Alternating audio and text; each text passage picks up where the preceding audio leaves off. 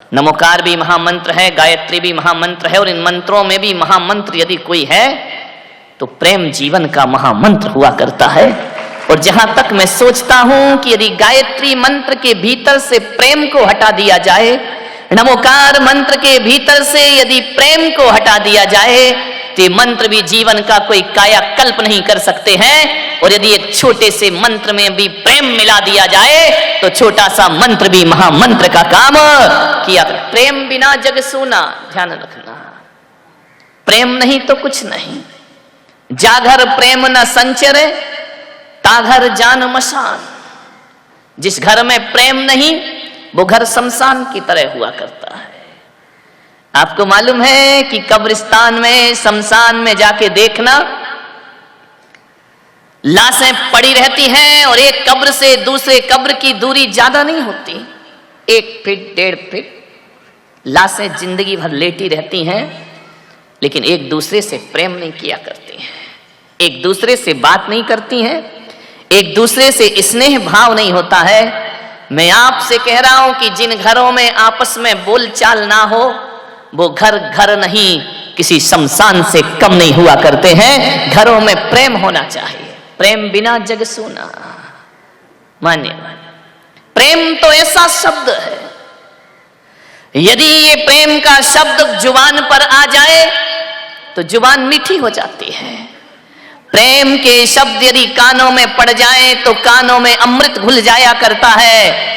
और प्रेम के शब्द यदि दिल में आ जाए तो देह देवालय बनने को तैयार हो जाए। प्रेम ही सब कुछ है। पत्थर में क्या रखा है, पत्थर की मूर्तियों में क्या रखा है? प्रेम है तो पत्थर भगवान है, और प्रेम ना हो तो भगवान भी हमारे लिए कोई काम का नहीं होता। प्रेम होना चाहिए जीवन में। ये मत बोलो कि सामने वाला मेरा सम्मान नहीं करता। सम्मान दोगे तो सम्मान अपने आप वापिस लौट करके मिलेगा। महावीर ने वात्सल्य को चुना, निस्वार्थ प्रेम, बदले में कुछ नहीं चाहिए, मोह विहीन प्रेम, कोई अपेक्षा नहीं। लेकिन आज मैं देखता हूं तुम्हारे घरों में जितना प्रेम तुम जानवरों से करते हो ना, उतना इंसान से नहीं करते। मैं दिल्ली से बिहार कर रहा था, सुबह सुबह मैंने क्या देखा, सुबह सुबह मॉर्निंग वॉक पे लोग निकले हुए थे। एक महिला बड़ी पढ़ी लिखी आधुनिक कुत्ते के बच्चे को गोद में लेके घूम रही है, सुबह सुबह मॉर्निंग वॉक। मैंने महाराज से पूछा कि महाराज ये क्या हो गया इस महिला को? मैंने कहा ये कुत्ते के बच्चे को लेके घूम रही है। मैंने कहा बताओ क्या बात है? यहां तक तो ठीक था, आगे और दुर्घटना घटी कि कुत्ते के बच्चे को तो महिला लेके घूम रही है, उसके बच्चे को नौकर लेके चल रहा है। मैंने अब तो मुझसे सब्र नहीं हुआ, मैंने कहा महाराज ये नजारा क्या है? बोले बताओ महाराज, आप बताओ ये क्या है? मैंने कहा कुत्ते के बच्चे को लेके घूमे वहां तक तो सही है, लेकिन खुद के बच्चे के लिए नौकर रखा है। ये जिंदगी है हमारी, ये स्टेटस है हमारा। एक तो आजकल एक फैशन और चल गया है, एक महिला आई बच्चे को लेके गोद में नहीं, डोलची में, जैसे सब्जी लेने जा रही हो। मैंने कहा ये क्या है? बोले बच्चा है। तो मैंने कहा तेरा ही है किसी और का है? बोले मेरा ही है। तो बोले बैग में क्यों रखा है? आजकल महिला बच्चे को छाती से लगाना नहीं चाहती है, उसका स्टेटस गिर जाएगा। और फिर उन बच्चों से सोचती हो कि बुढ़ापे में हमारा साथ देगा। अरे आज डोलचियों में लेकर के बच्चों को घूमोगी, कल वृद्धाश्रम में बच्चा छोड़ने की ताकत पैदा करेगा अपने अंदर। सीने से लगाइए, दूध पिलाने को आया रखी है। कैसी माँ हो अपने बच्चे को दूध नहीं पिला सकती हो? ध्यान रखिए। उसके बाद फिर सोचते हो कि बुढ़ापे में ये सहारा बनेगा। आज बच्चे माँ की ममता को तरस रहे हैं मेरे भाई। छोटे छोटे हम लोग छोटे छोटे थे, 5-6 साल तो स्कूल ही नहीं जाते थे भाई, ऐसे ही नंगे घूमते रहते थे घर में। आजकल तो 2 साल हुआ नहीं कि स्कूल की तैयारी है। और मम्मी इसलिए नहीं भेज रही कि इसका ज्ञान बढ़े। जा बेटा तू 2 घंटे स्कूल में रहना, तब तक मैं खाना बना लूंगी। विचार तो करो आप। अब दादा दादी तो है नहीं, चाचा चाची तो है नहीं, क्या करे? बच्चे को प्ले स्कूल में डाल दिया गया है। ध्यान रखिए मान्यवर, सोचिए आप, इतना बोझ, केवल पढ़ाई ही उनका जीवन रह गया और कोई जिंदगी बची ही नहीं है। मान्यवर, मैंने देखा कि ये कुत्ते के बच्चे को लेके घूम रही है, खुद के बच्चे के लिए नौकरानी रखी है। महाराज ने पूछा, बताओ महाराज इस कलयुग में इसका अर्थ क्या है? अब मेरे अर्थ तो बड़े उल्टे सीधे होते हैं। मैंने कहा महाराज मुझे तो ये लगता है या तो ये पिछले जन्म में इसकी मां थी, बड़ी मुश्किल से मिला इस जन्म में बिछड़ा हुआ, या फिर ये अगले जन्म में इसकी मां होने की तैयारी कर रही है। ध्यान रखिए मान्यवर, सोच मेरा कहना ये नहीं है कि कुत्ते के बच्चे को मत प्यार करो, बहुत करो भाई, हमारा धर्म तो कहता है सबसे प्यार करो, लेकिन मेरा निवेदन जो आत्मीयता से आपसे है कि कुत्ते के बच्चे से नफरत करो, मैं ये नहीं कह रहा हूं, लेकिन इंसान के बच्चे को डंडे मत मारो मेरे भाई, उसको भी सीने से लगाने का प्रयास करिए, उसे भी प्रेम देने का प्रयास करिए। कुत्ते के लिए महंगे महंगे बिस्किट हैं आपके यहां, महंगी महंगी साबुन से कुत्ता का बच्चा नहा रहा है, डाइनिंग टेबल पर बैठकर खाना खा रहा है, और 50 लाख की बंसटी में जीभ निकाल के खिड़की से देख रहा है।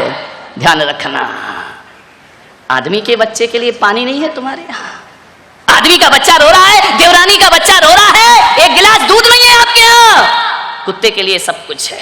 मान्यवर, विचार करना है आपको, निवेदन है मेरा, ऐसा स्टैंडर्ड मत बनाओ अपना कि इंसानियत की हत्या अपने हाथों से हो जाए। मान्यवर, प्रेम करो। आज अदालतों में भाई भाई के केस पड़े हुए हैं, आज अदालतों में परिवार के केस पड़े हुए हैं, एक भाई दूसरे भाई से नहीं बोलता, दूसरा भाई बड़े भाई से नहीं बोलता है। क्या मामला है ये भाई? कैसे इंसान है हम? एक दूसरे को अदालत में घसीट रहे हैं चंद मिट्टी के ठीकरों के लिए। मान्यवर, मेरा आपसे निवेदन है, छोटी सी जिंदगी है, तकरार किस लिए? छोटी सी जिंदगी है, तकरार किस लिए? रहते हो दिलों में फिर दीवार किस लिए खड़ी? छोटी छोटी दीवारें खड़ी कर लेते हैं। मेरा चतुर्मास था एक जगह आगरा में, बहुत 2000 में। मैंने वहां क्या देखा? संवत्सरी का पर्व आया, सभी गले मिल रहे हैं क्षमावाणी पर, एक दूसरे से मिच्छामि दुक्कडम बोल रहे हैं। हजारों लोग उस सभा में मौजूद थे। मैंने कहा कि जिसकी जिससे अनबोला हो, जिससे जिसकी बोलचाल ना हो, आज गले मिलो और क्षमा मांगो, मिच्छामि दुक्कडम बोलो। बाहरी तुम्हारी क्षमावाणी, आदमी गले भी मिलता है तो पहचान पहचान के मिलता है, जिससे लड़ाई है उसकी तरफ तो देखता भी नहीं है, कट के निकल जाता है। जिससे बोलचाल हो गई है, अनबोले हैं, उसकी तरफ तो हमारी दृष्टि भी नहीं जाती है। क्षमा किससे मांगेंगे? जो बिल्कुल हार्टली फ्रेंड 24 घंटे मिल रहे हैं, बैठे उत्तम क्षमा मिच्छामि दुक्कडम में। क्या नौटंकी मचा रखी है भाई। क्षमावाणी का अर्थ है जिससे बरसों से नहीं बोलते, जाओ उसके गले मिलो और अपने अपराधों की क्षमा मांगिए, वो क्षमावाणी हुआ। अभी यहां भी होगी पूना में, देखता हूं क्या होता है। मान्यवर, सब गले मिल गए, 2 लोग आपस में गले नहीं मिले। मेरी नजर पड़ गई, मैंने आयोजकों से पूछा कि ये 2 गले क्यों नहीं मिल रहे हैं? बोले वो नहीं मिलेंगे महाराज। मैंने कहा वो क्यों नहीं मिलेंगे? मैंने कहा पूरी समाज से गले मिल गए, आयोजक कमेटी से गले मिल गई, मुझसे आके क्षमा मांग ली। बोले वो दुनिया से क्षमा मांग लेंगे, आपस में नहीं मिलेंगे। मैंने कहा क्यों? बोले वो एक ही मां से पैदा हुए 2 लड़के। मेरा माथा ठनका। मैंने कहा ये क्या भाल है? अरे 10 दिन पर्युषण पर्व किए हैं, 10 दिन के उपवास किए हैं, सारी समाज को जीवनवारी करा दी, उसको नहीं बुलाया। दोनों मेरे भक्त। बड़ा भाई मेरे पास आया, मैंने कहा इधर आओ, कल क्षमावाणी का प्रोग्राम था, तुमने सबसे क्षमा मांगी, एक व्यक्ति से क्षमा नहीं मांगी। वो समझ गया। बोले महाराज आपको तो पता होगा, हम दोनों भाई हैं, 7 साल से नहीं बोलते हैं, हमारे घरों में शादी में आना जाना भी बंद है, हम लोग जय जिनेंद्र भी नहीं करते हैं, और कोशिश ये रहती है कि जहां छोटा भाई का मकान है वहां से मुझे गुजरना भी ना पड़े। मैंने कहा जैन होके इतनी दुश्मनी रखते हो? बोले महाराज अब है तो है, हम कुछ नहीं कर सकते। मैंने कहा मेरा एक कहना मानोगे? बोले महाराज सब कुछ मानेंगे, ये मत बोलना कि मैं उससे क्षमा मांगू जाके। कहना सब मानूंगा। मैंने कहा तू मेरा भक्त है? बोले पूरा कट्टर भक्त हूं, लेकिन ये मत कहना कि मैं उससे जाके क्षमा मांगू। 7 साल हो गए महाराज। बाहरे नादानो, इस लड़ाई को अपना गर्व समझते हो, गौरव समझते हो? मैंने कहा मैं तुझसे क्षमा मांगने का बिल्कुल नहीं कहूंगा। बोले फिर तो तुम जो कहोगे वो मैं करूंगा, क्षमा नहीं मांगूंगा। मैंने कहा गजब। मैंने कहा एक काम कर, अभी पर्युषण पर्व समाप्त हुए हैं, तू उसके घर जाना। बोले महाराज देखो फिर वही बात, घर जाना ये मत कराइए प्लीज, जो कुछ कहना वो कर दीजिए। मैंने कहा नहीं, तू क्षमा मत मांगना, उसके घर जाना, जाकर के इतना बोलना कि मेरे भाई पूरी समाज का जीवन हो गया, तू भी मेरे घर भोजन करने को आ। बोले महाराज थोड़ी बहुत मेरी इज्जत बची है, वो तुम मिट्टी में मिलवा दोगे। मैंने कहा क्यों? बोले मैं जाऊंगा तो आने वाला नहीं, वो नहीं आएगा। मैंने कहा आएगा। बोले नहीं आएगा महाराज, मैं कहता हूं 7 साल से, आप तो अभी 2 महीने आए हुए हैं, मैं 7 साल से जानता हूं वो नहीं आने। मैंने कहा देख तू मेरे कहने से चला जा, जब तुझे भेजना मेरा काम है तो उसे घर भेजना भी मेरा काम होगा। मैंने कहा एक बात बता भाई, 7 साल से तुम दोनों भाई नहीं बोलते, कभी मन हुआ कि बोल लें? आंख भर आई उसकी, मन तो बहुत होता है महाराज, लेकिन बात यहां अटक जाती है कि मैं क्यों बोलूं, गलती तो उसकी है।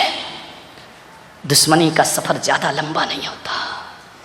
कई बार मन होता है कि जाके अपने भाई से मिल लूं, परोपकार करता हूं, लाखों का दान करता हूं, लेकिन बात अटक जाती है कि गलती उसकी है, गलती मेरी। और वो छोटा भी यही सोचता है कि बोलने का मन तो मेरा भी है, लेकिन मैं कैसे बोलूं। मैंने कहा एक काम कर, तू चला जा, माफी मत मांगना, सॉरी मत बोलना, बिल्कुल मत बोलना, तुझे कसम है।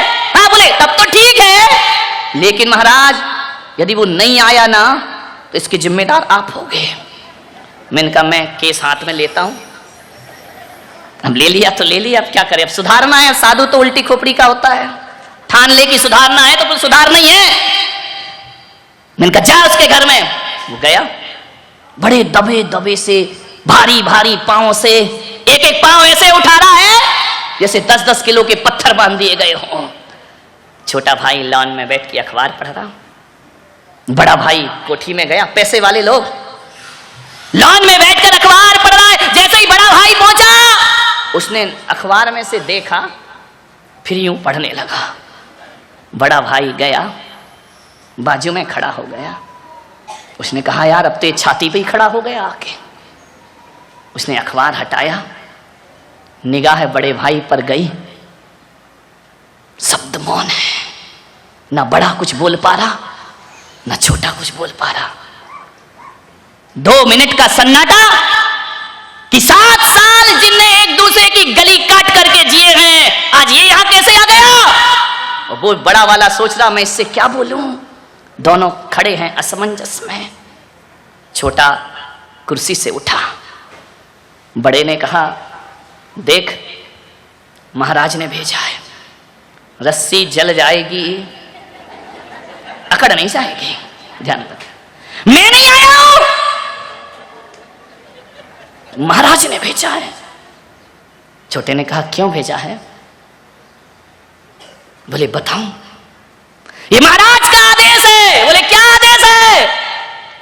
कल तेरे पूरे परिवार का भोजन मेरे घर में होगा। इतना सुना छोटा भाई कुर्सी से उठा और भाई के चरणों में गिर गया। बोले मैं जरूर आऊंगा भैया तेरे घर भोजन करने, तुमने मुझे बुलाया है। गिर गया, भाई ने उठाया, गले से लगाया। 7 साल की दुश्मनी, दोनों गले से लगकर इतने रोए, इतने रोए, इतने रोए, चल चला गई आंखें कि लड़ते तो हम बचपन में भी थे, ये कैसी लड़ाई है, 7 साल से हमारी बोलचाल बंद है। गले लग गए दोनों, इतने रोए कि एक दूसरे के कंधे आंसुओं से गीले हो गए। बोल छोटे तू आएगा या नहीं आएगा? बड़े भैया 7 साल पहले आ जाते तो ये 7 साल की दुश्मनी नहीं होती। मैं तुम्हारे घर जरूर आऊंगा, पूरे परिवार को लेकर आऊंगा। छोटे मुझे माफ कर दे मेरे भाई। छोटे ने कहा भैया माफी मांग कर मुझे शर्मिंदा मत करो। चरणों में गिर गया, लिपट करके रोते रहे, जी भर के रो लिए, आंसुओं में सारी दुश्मनी बह गई। कल आओगे ना भैया? जरूर आऊंगा। महानिवार कहते हैं दूसरे दिन वो परिवार उनके यहां भोजन करने के लिए गया। छोटे ने कहा भैया 7 साल बाद एक थाली में बैठ करके हम खा रहे हैं। तरस गई थी आंखें, तरस रहा था दिल, मन तो मेरा कई बार करता था कि बोल लो, लेकिन बस छोटी सी बात में 7 साल की दुश्मनी।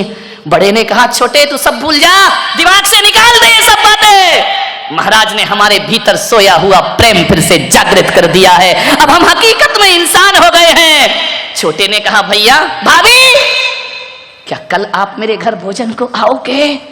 उसने कहा जरूर आऊंगी देवर जी, हम तो बरसों से इंतजार कर रहे थे। मान्यवर 7 साल की दुश्मनी पल भर में खत्म हो गई। थोड़ा प्रयास तो करो मेरे भाई, प्यार से हाथ मिलाने का प्रयास तो करो। ये दुनिया बहुत अच्छी है, खराब नहीं है, ये रिलेशन बहुत अच्छे हैं, एक कदम तो बढ़ाओ। ये सोच के हम रुक जाते हैं कि हम क्यों बढ़ाएं, वो क्यों नहीं बढ़ाता है। मान्यवर दोस्ती हो गई। मैंने दोनों को बुला के पूछा कैसा लगा? बोले महाराज 7 साल तो क्या, हम लोगों की उम्र 30 साल 35 साल हो रही है। आज हमको लगा अपने जीवन में कि जैसी क्षमावाणी 35 साल में नहीं आई, वैसी क्षमावाणी इस चातुर्मास में हमारे जीवन में आई है। आज हमारा जीवन धन्य हो गया, हमारा जीवन इतना खुशी, इतना आनंद। भग महाराज पैसा था, रुपया था, इज्जत था, सब कुछ था, प्रेम को तरस रहे थे दो भाई। मान्यवर दिल को थोड़ा बड़ा करो, बहुत बड़ा दिल कर लो। दायरे दिल मत बनाओ कि हम दो हमारे दो। दिल दायरे दिल नहीं, दरिया दिल होना चाहिए, या हम भी समा जाएं और सारा जगत समा जाना चाहिए। मान्यवर किस काम की पूजा पाठ, किस काम की भगवान की अर्चना, किस काम का वह अभिषेक, किस काम का विधान, यदि भाई भाई से नहीं बोलता है मान्यवर व्यर्थ होती है जिंदगी। आपसे निवेदन है, आपके घर में 4 लोग हों, जहां 4 लोग रहेंगे वहां खटपट तो होगी। मैं कितना भी गला फाड़ूं तुम्हें तो वही कहना खटपट तो होगी। अरे बोलो आज प्रवचन सुन लिया, आज के बाद हमारे घर में कोई खटपट नहीं होगी, हमारे बर्तन आपस में टकराएंगे नहीं। ध्यान रखिए, हो जाते हैं, घर में रहते हो, समाज में रहते हो, परिवार में रहते हो, कहां सुनी हो जाती है भाई। ये जितने भी झगड़े हैं ये बोलने के झगड़े हैं बस, और किसी चीज के झगड़े नहीं हैं। ध्यान रखना, बोलने की तो दूरियां हैं। एक बात याद रखना, घर में भाई भाई यदि आपस में नहीं बोलते ना, तो मेरा एक सूत्र अपनाना,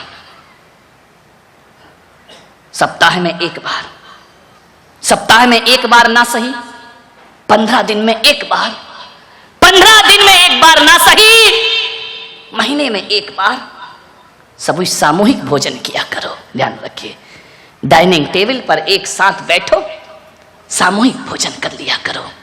मान्यवर मैं आपसे निवेदन करता हूं, ये भोजन ही है जो लोगों को दिलों से दिलों को जोड़ता है।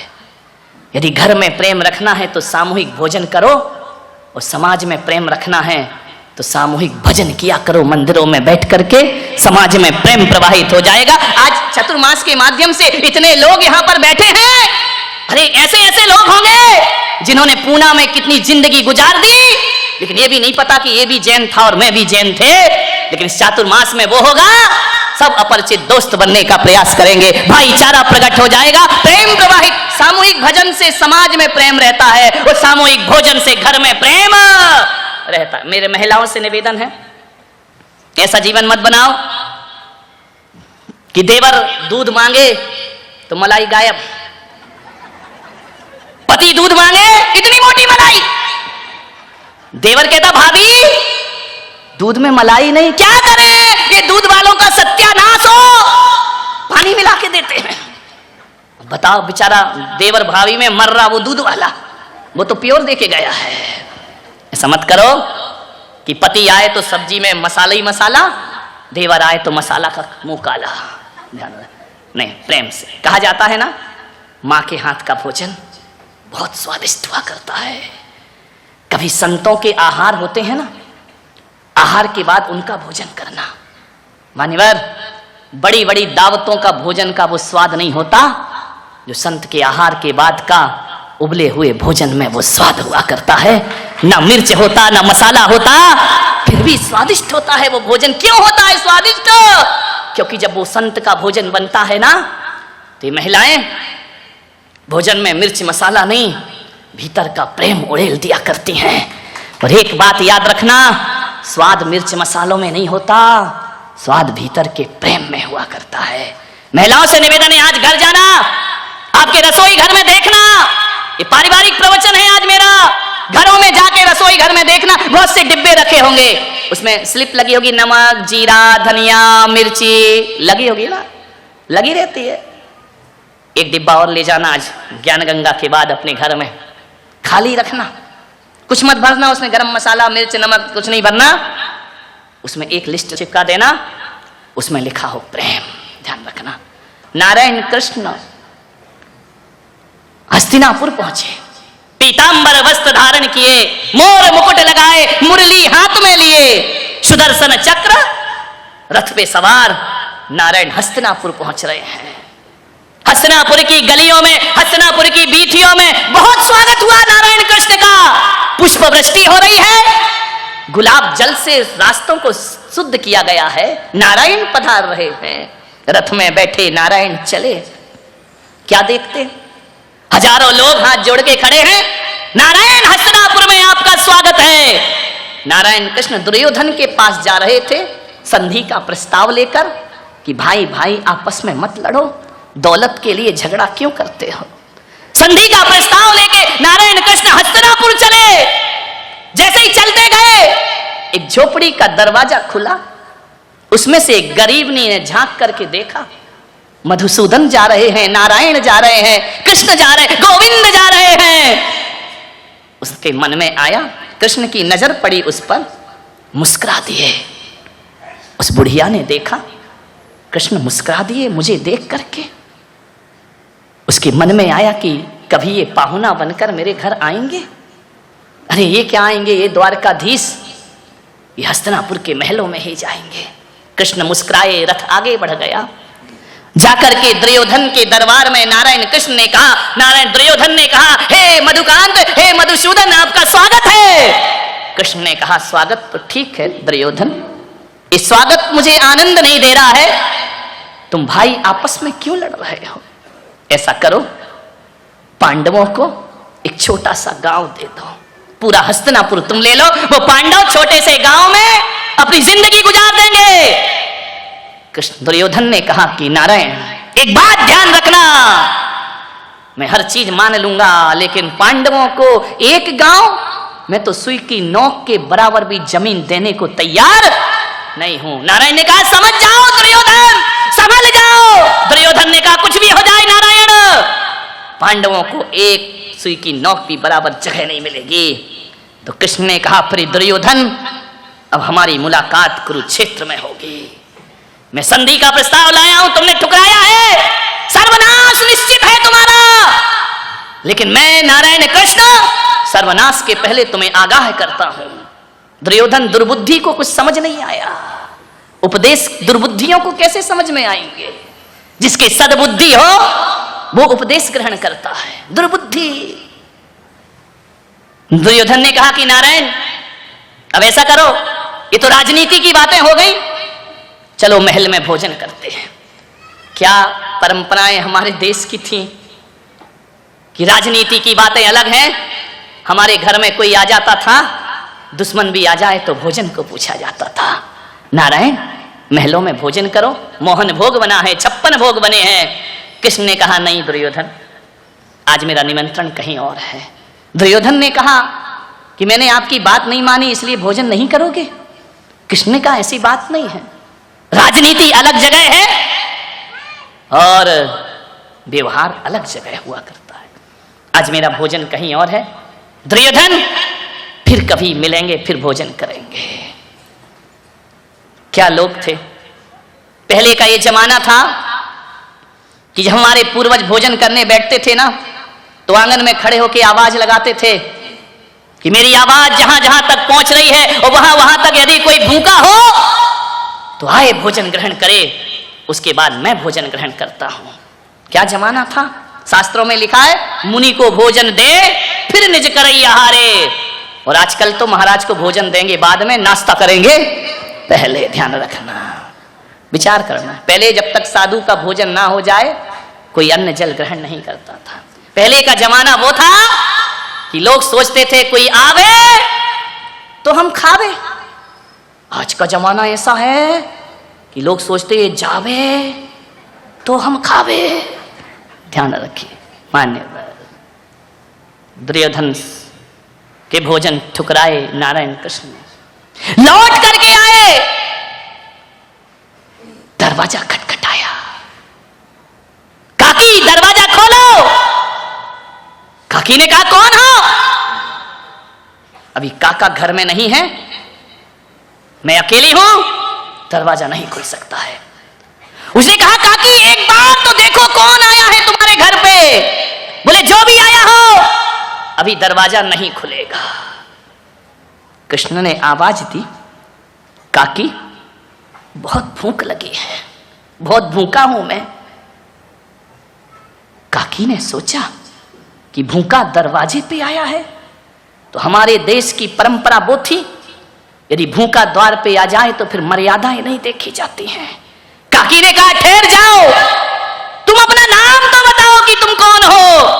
कृष्ण ने कहा काकी बस दरवाजा खोलो, अभी मुझे नाम याद नहीं आ रहा है, मुझे भोजन याद आ रहा है। जैसे विद्राणी ने दरवाजा खोला, मोर मुकुट धारण किए पीतांबर नारायण कृष्ण द्वार पर खड़े हैं। भाव विभल हो गई कि ये कैसे हुआ। ये राजाओं के महलों में जाने वाले मुझ गरीबनी की झोपड़ी में आकर कैसे खड़े हो गए। नारायण कृष्ण ने कहा कि काकी अंदर आने का नहीं बोलोगी। भूल गई, भाव विभल हो गई, सत्कार मान मर्यादाएं सब खो चुकी थी। भाव विभल, अंदर जाती बाहर जाती। कृष्ण ने कहा मुझे भीतर आने का तो बोलो। विद्राणी ने इशारा किया, शब्द मौन हो गए। एक बात ध्यान रखना, जब प्रेम प्रगाढ़ होता है तो शब्द मौन हो जाया करते हैं। कोई शब्द ही नहीं निकला उसके मन से। एक खाट बिछाई, इशारा किया कि बैठो नारायण। काकी बहुत जोर से भूख लगी है, मेरे पास समय नहीं है, जल्दी भोजन दे। गरीबनी का घर, रसोई में जाती बाहर आती, फिर रसोई में जाती, आज तो कुछ भी नहीं। कैसी परीक्षा ली जाती है जीवन की। आज तो खाना भी नहीं है हमारे पास, पानी भी नहीं है। कृष्ण ने कहा मेरे पास सब्र नहीं है, ध्यान रख। काकी जो भी है मुझे खिला। भीतर गई, पीछे आंगन में केले का बौर लगी थी, तोड़ करके ले आई। नारायण बैठो, मैं तुम्हें भोजन कराती हूँ। खाट पर बैठे हैं कृष्ण, जमीन पर बैठी है विद्राणी। केले छीलते जा रही है, खिलाते जा रही है, नारायण कृष्ण खाए जा रहे हैं। इतने में विदुर जी आ गए। उन्होंने कहा आज इस झोपड़ी में उजाला कैसा है, आज इस झोपड़ी में सुगंध कैसी है। ध्यान रखना, खुदा जहां से जाता है उजाले छोड़ जाता है। ध्यान रखिए।